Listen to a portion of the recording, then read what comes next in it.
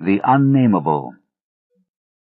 We were sitting on the dilapidated 17th century tomb in the late afternoon of an autumn day at the old burying ground in Arkham, and speculating about the Unnamable. Looking toward the giant willow in the center of the cemetery, whose trunk has nearly engulfed an ancient illegible slab, I had made a fantastic remark about the spectral and unmentionable nourishment which the colossal roots must be sucking in from that hoary, charnel earth, when my friend chided me for such nonsense, and told me that since no interments had occurred there for over a century, nothing could possibly exist to nourish the tree in other than an ordinary manner. Besides, he added, my constant talk about unnamable and unmentionable things was a very puerile device, quite in keeping with my lowly standing as an author. I was too fond of ending my stories with sights or sounds which paralyzed my heroes' faculties and left them without courage, words, or associations to tell what they had experienced. We know things, he said, only through our five senses or our religious institutions. Wherefore it is quite impossible to refer to any object or spectacle which cannot be clearly depicted by the solid definitions of fact or the correct doctrines of theology, preferably those of the Congregationalists, with whatever modifications tradition and Sir Arthur Conan Doyle may supply. With this friend, Joel Manton, I had often languidly disputed. He was principal of the East High School, born and bred in Boston, and sharing New England's self-satisfied deafness to the delicate overtones of life.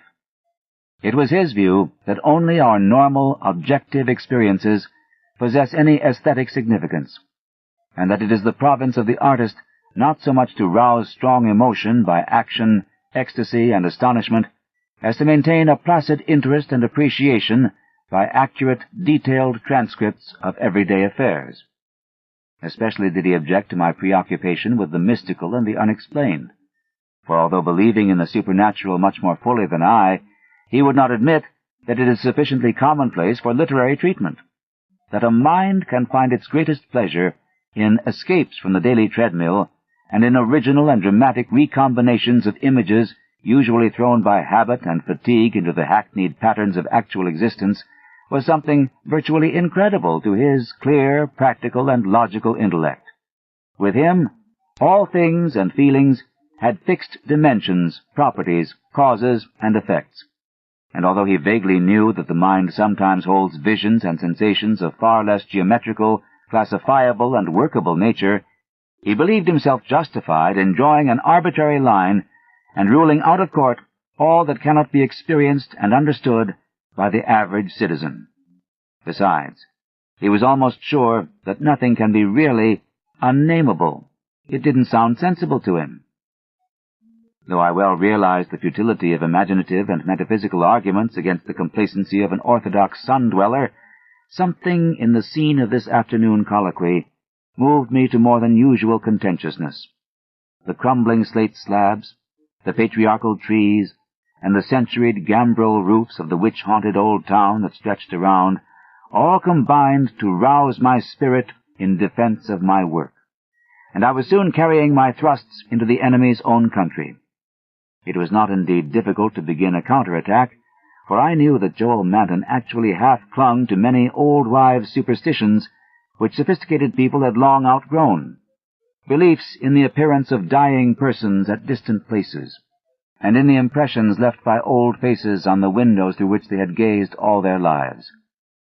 To credit these whisperings of rural grandmothers, I now insisted, argued a faith in the existence of spectral substances on the earth apart from and subsequent to their material counterparts. It argued a capability of believing in phenomena beyond all normal notions. For if a dead man can transmit his visible or tangible image half across the world, or down the stretch of the centuries, how can it be absurd to suppose that deserted houses are full of queer, sentient things, or that old graveyards teem with the terrible, unbodied intelligence of generations? And since spirit, in order to cause all the manifestations attributed to it, cannot be limited by any of the laws of matter, why is it extravagant to imagine psychically living dead things in shapes or absences of shapes which must for human spectators be utterly and appallingly unnamable? Common sense, in reflecting on these subjects, I assured my friend with some warmth, is merely a stupid absence of imagination and mental flexibility. Twilight had now approached, but neither of us felt any wish to cease speaking. Manton seemed unimpressed by my arguments and eager to refute them, having that confidence in his own opinions which had doubtless caused his success as a teacher, whilst I was too sure of my ground to fear defeat. The dusk fell, and lights faintly gleamed on some of the distant windows, but we did not move. Our seat on the tomb was very comfortable, and I knew that my prosaic friend would not mind the cavernous rift in the ancient, root-disturbed brickwork close behind us, or the utter blackness of the spot brought by the intervening of a tottering, deserted 17th-century house between us and the nearest lighted road. There in the dark, upon that riven tomb by the deserted house, we talked on about the Unnamable, and after my friend had finished his scoffing, I told him of the awful evidence behind the story at which he had scoffed the most. My tale had been called The Attic Window, and appeared in the January 1922 issue of Whispers. In a good many places, especially the South and the Pacific Coast, they took the magazines off the stands at the complaints of silly milksops. But New England didn't get the thrill, and merely shrugged its shoulders at my extravagance. The thing, it was averred, was biologically impossible to start with, merely another of those crazy country mutterings which Cotton Mather had been gullible enough to dump into his chaotic Magnalia Christi Americana, and so poorly authenticated that even he had not ventured to name the locality where the horror occurred. And as to the way I amplified the bare jotting of the old mystic, that was quite impossible, and characteristic of a flighty and notional scribbler. Mather had indeed told of the thing as being born, but nobody but a cheap sensationalist would think of having it grow up, look into people's windows at night, and be hidden in the attic of a house, in flesh and in spirit, till someone saw it at the window centuries later and couldn't describe what it was that turned his hair gray. All this was flagrant trashiness, and my friend Manton was not slow to insist on that fact. Then I told him what I had found in an old diary kept between 1706 and 1723, unearthed among family papers not a mile from where we were sitting. That, and the certain reality of the scars on my ancestor's chest and back which the diary described.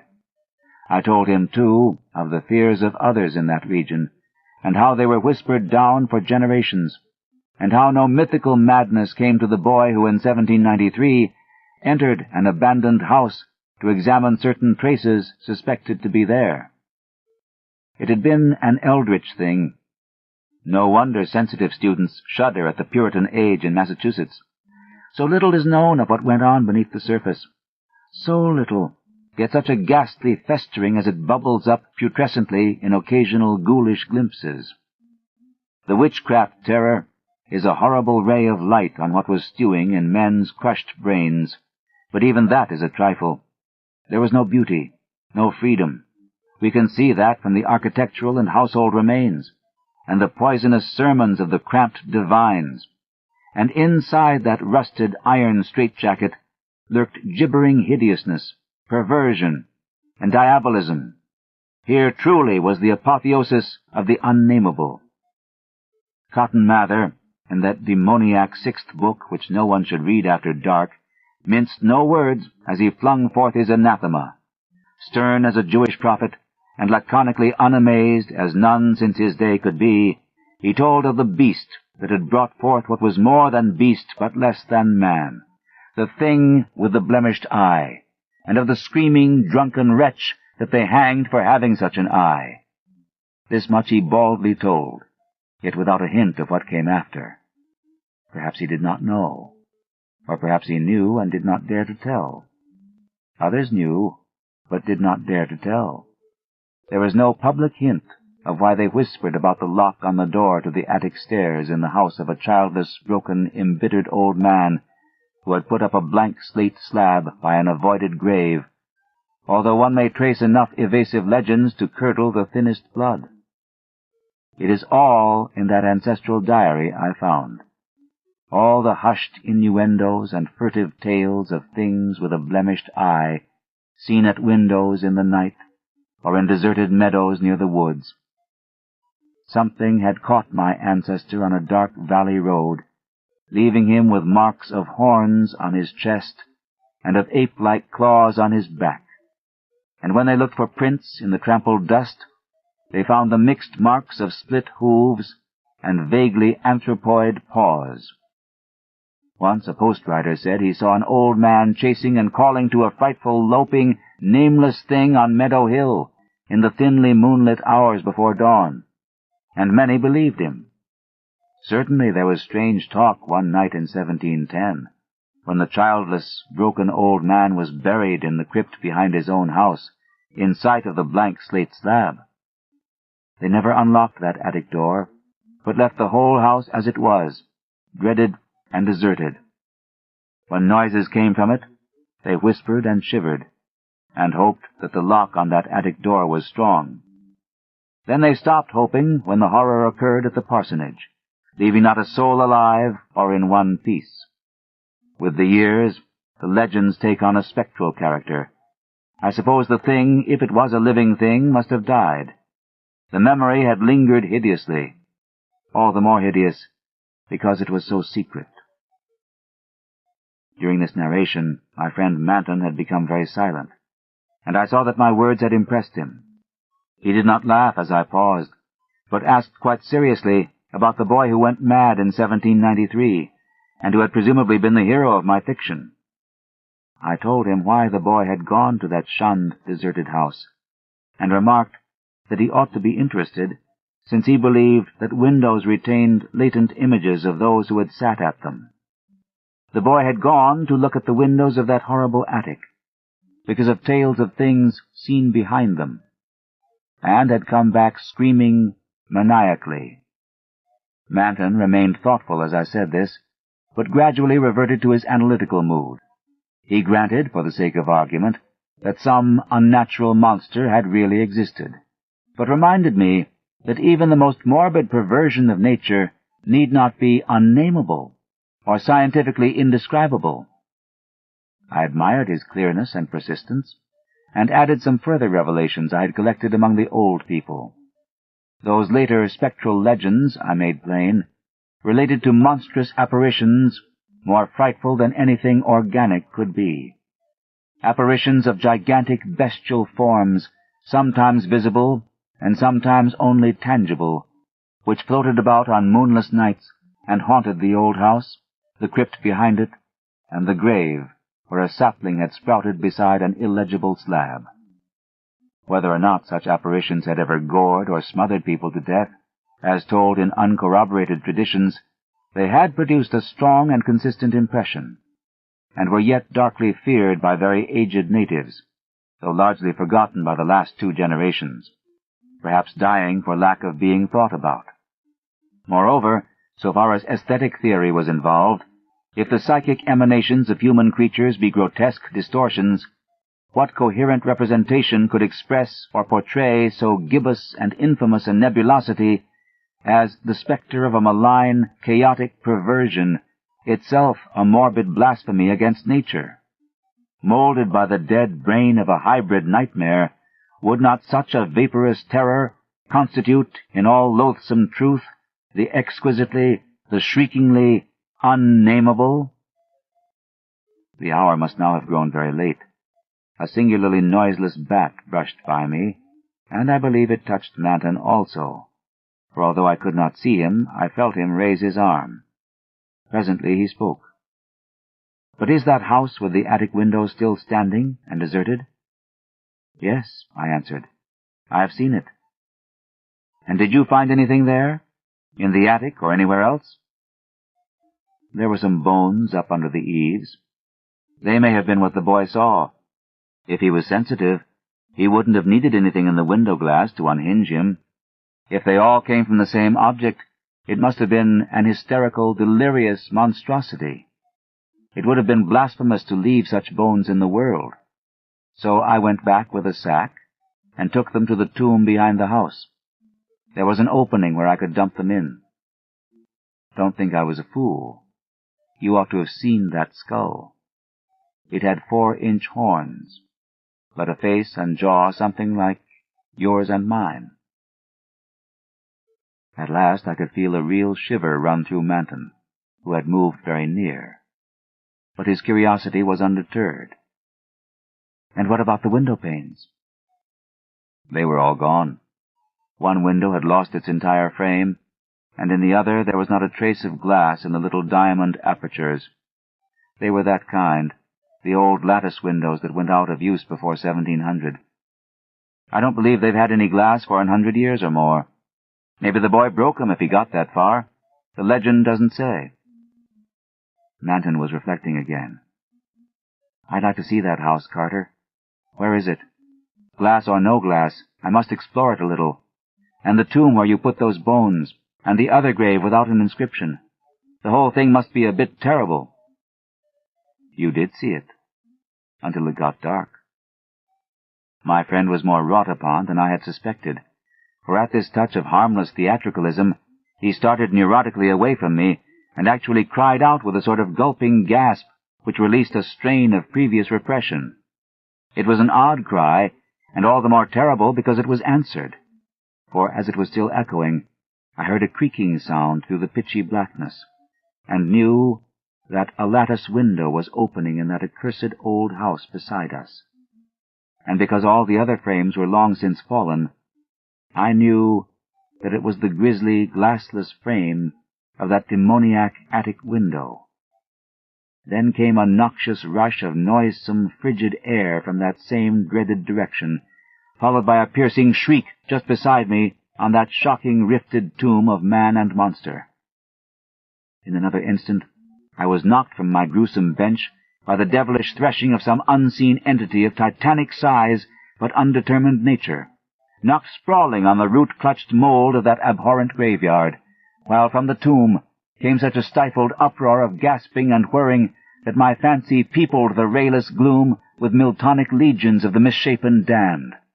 There was a vortex of withering, ice-cold wind, and then the rattle of loose bricks and plaster, but I had mercifully fainted before I could learn what it meant. Manton, though smaller than I, is more resilient, for we opened our eyes at almost the same instant, despite his greater injuries. Our couches were side by side, and we knew in a few seconds that we were in St. Mary's Hospital. Attendants were grouped about in tense curiosity, eager to aid our memory by telling us how we came there, and we soon heard of the farmer who had found us at noon in a lonely field beyond Meadow Hill, a mile from the old burying ground, on a spot where an ancient slaughter-house is reputed to have stood. Manton had 2 malignant wounds in the chest, and some less severe cuts or gougings in the back. I was not so seriously hurt, but was covered with welts and contusions of the most bewildering character, including the print of a split hoof. It was plain that Manton knew more than I, but he told nothing to the puzzled and interested physicians till he had learned what our injuries were. Then he said we were the victims of a vicious bull, though the animal was a difficult thing to place and account for. After the doctors and nurses had left, I whispered an awestruck question. Good God, Manton, but what was it? Those scars? Was it like that? And I was too dazed to exult when he whispered back a thing I had half expected. No, it wasn't that way at all. It was everywhere, a gelatin, a slime, yet it had shapes, 1,000 shapes of horror beyond all memory. There were eyes and a blemish. It was the pit, the maelstrom, the ultimate abomination. Carter, it was the Unnamable.